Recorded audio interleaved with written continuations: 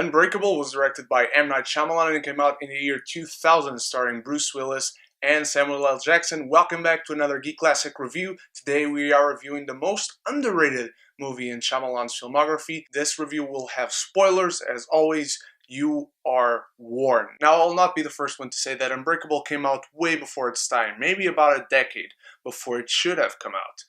But I will probably be the first one to say that it wouldn't do too well in today's climate either. This is a subtle, understated movie that simply asks the question, in the words of Tarantino himself, what if Superman was on Earth and he didn't know he was Superman? This is a film that is so much not what other superhero movies are today, Marvel, DC, whatever, that I don't think most people would enjoy it. This is the thinking man's comic book movie that came out way before most of pop culture appreciated comic book movies, but also is the complete antithesis to most comic book movies that we see nowadays. But what about the story? We follow David Dunn, a man who miraculously survives a train crash without a single scratch on him, and he is the only survivor. But this calls the attention of Elijah Price, a man who suffers from a rare condition that makes his bones weaker and easy to break. And this man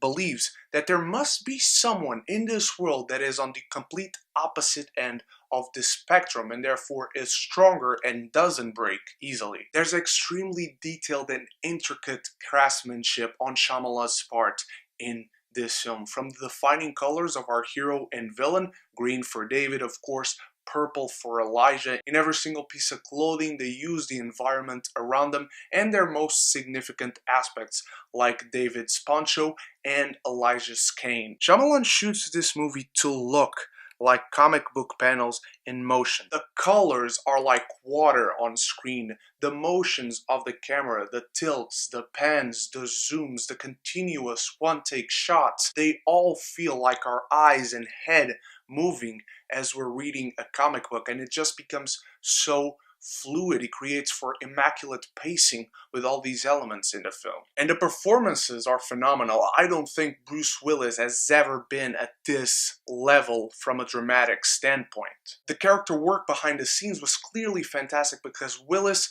reveals the humanity of this character at every single poignant, dramatic moment and dramatic beat of this character. From the reveal of the college accident, the almost drowning story, and even the damaged relationship with his son and his wife that he's trying to fix throughout this film. And let's talk about Samuel L. Jackson, who is incredible in this film. His beliefs, his motivation come from such a relatable place, not only because this disease that he has actually exists. He's trying to find his place. He's trying to find this sense of belonging in his life because he has never found that because of his disease. He's a man who has constantly struggled to find his place just because of what life has given him. And this all helps for when we see the crash and the fact that David survives, and when we see the workout scene and how much David can lift and the fact that he's never been sick. When Elijah sees these things and knows these things and believes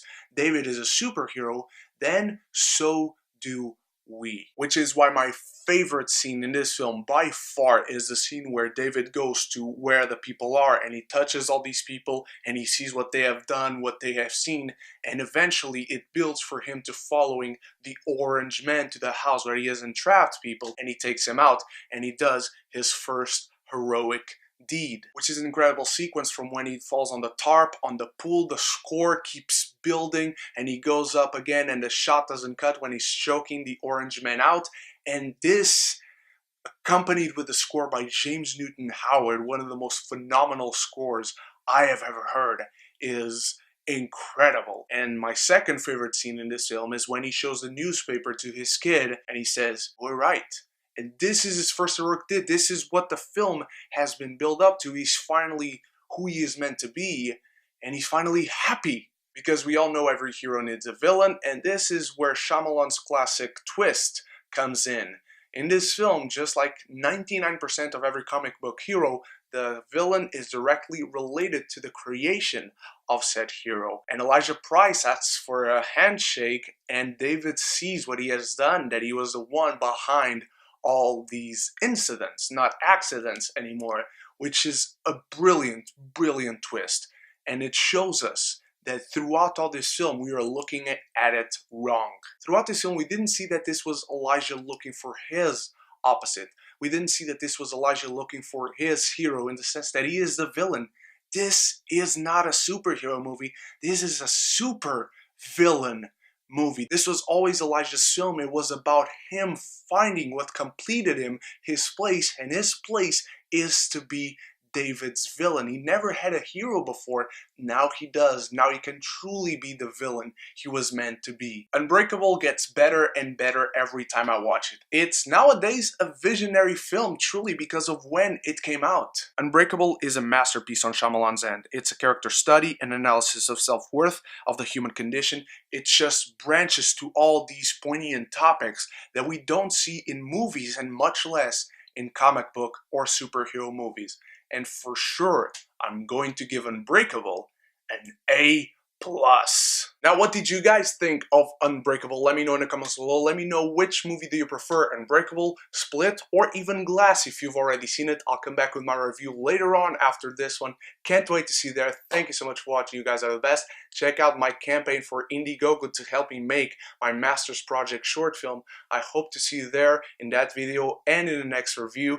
Thank you so much once again. You guys are the best. So until the next review, stay beautiful and stay geeky. And if you haven't done so yet, click the subscribe button and the bell so you can be geeky united.